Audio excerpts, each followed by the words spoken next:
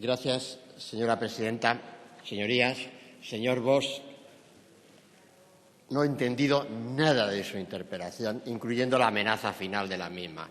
Si quiere, se lo voy a resumir de otra manera. Le ha faltado a usted inteligencia. Al que le ha faltado es a usted como portavoz de Esquerra en esta Cámara. A usted que le ha faltado inteligencia. Usted quiere debatir el qué. ¿El proceso soberanista independentista que su formación política preconiza en Cataluña? Pues suba y explíquelo así. Explíquelo así. Pero no le interesa eso. Le interesa hablar de una supuesta guerra sucia. Le interesa hablar de unos mecanismos de un Estado que no tiene instituciones fiables. No le interesa a usted mantener un debate realmente democrático. Usted tiene todo el derecho, señor Bosch, de subir a esta tribuna y reclamar lo que entienda que deba reclamar. Tiene todo el derecho de hacerlo, pero de hacerlo con claridad, de hacerlo en función del respeto de las instituciones que tenemos en España y de acuerdo con la principal de ellas, la Constitución española del año 78, que es la que hace que usted esté sentado ahí y yo esté ocupando esta tribuna, en delegación de la soberanía del pueblo español, en delegación de confianza de esa soberanía que siempre radica en el pueblo español, un pueblo que incluye al pueblo catalán, que votó el pueblo catalán en el año 78, que es la base de nuestras libertades, de nuestra capacidad de entendimiento dentro de esta España culturalmente diferente, una España de ciudadanos que se sienten diferentes entre sí, pero que conviven entre sí, que se entienden entre sí y que además participan entre sí entre proyectos fundamentados en el respeto de la libertad y de la consecución de la prosperidad económica. ¿Usted ha venido esta mañana a hablar de eso? No le interesa. No le interesa. Usted ha venido aquí a hacer una interpelación que yo no he entendido nada. Desde una agencia de detectives hasta una actuación supuesta del CNI. No he entendido nada. Nada de lo que ha planteado desde esta tribuna. Porque usted, si fuera defensor del proyecto soberanista que dice, usted con toda legitimidad ocupa esta tribuna y explica las razones de su posición política, que por cierto realmente superan con toda claridad los límites de la Constitución. Lo supera completamente esos límites de la Constitución, señoría. Y eso es lo que produce la disyuntiva actual entre lo que usted está representando en Cataluña. Por cierto, ¿qué participación del censo electoral le ha votado en las últimas elecciones autonómicas en Cataluña? ¿Llegó usted al 10% del censo electoral catalán? No. Bueno, está ahí, del censo total electoral, y sin embargo usted representa a todo un pueblo. ¡Qué suerte tiene! Suben y dicen, yo soy el pueblo, quiere decir, el pueblo de Cataluña soy yo. Ciertamente les falta una humildad, realmente respecto de lo que representan, respecto de lo que significa esa delegación de voto, realmente notabilísima, señoría. Le falta una humildad y le falta hacer interpelaciones mucho más concreta sobre lo que representa una posición política defendida en el Parlamento de Cataluña y su encaje en la Constitución española.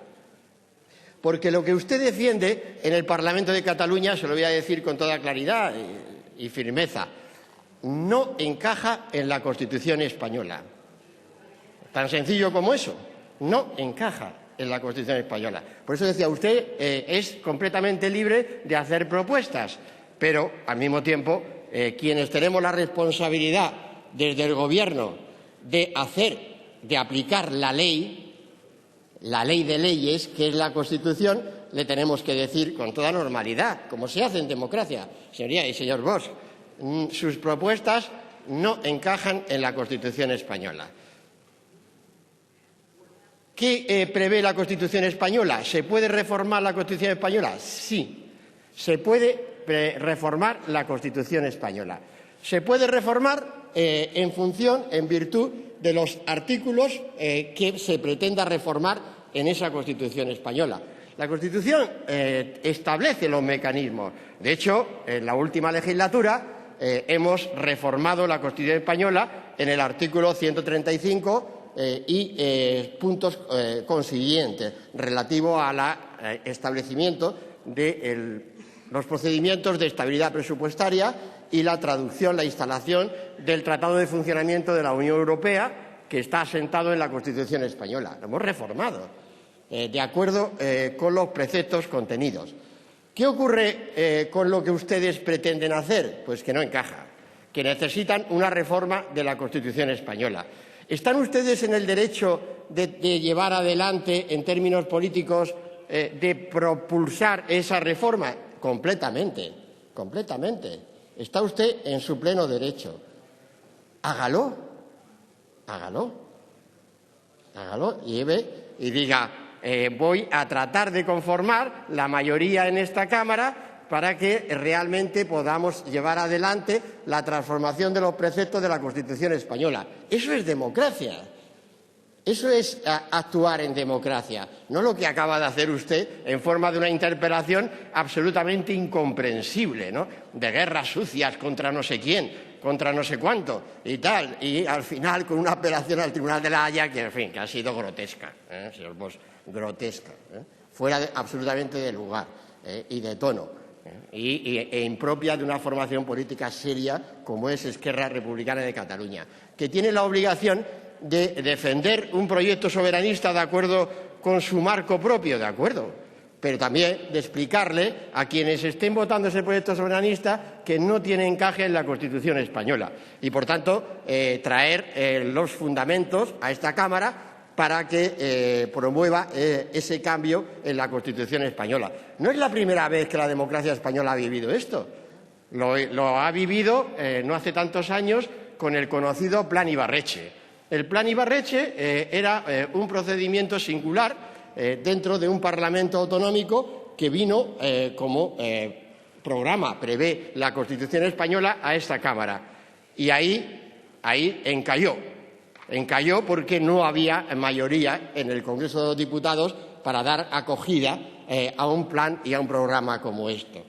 Pues entonces, los que quieran hacerlo son muy libres de hacerlo y de pretenderlo. Insisto, eso es la democracia, el respeto a las leyes. Y si su interpelación va relativa a que en España hay un gobierno que no respeta las leyes, pues ya sabe usted cuál es el procedimiento. Es decir, esto ya hay unos procedimientos judiciales también absolutamente contemplados. Vamos, es que esto no es un debate político, esto es un debate de otra cosa, ¿no? Que no ha venido aquí a hablar de no sé qué, según la información de no sé qué, tal, del otro que lee por aquí y lo que yo leo por allá, y he visto un espía por aquí, y he visto una cosa por allá y una grabación por allá. Pero es que yo creo, vamos a ver, señor Bosch, que España tiene una crisis que es una crisis, en primer lugar, económica.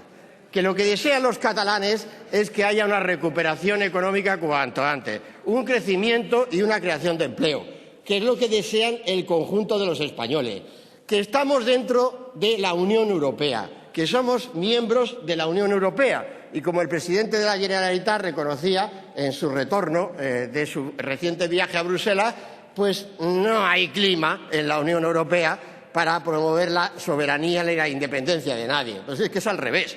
Estamos viviendo un proyecto de integración política en la Unión Europea.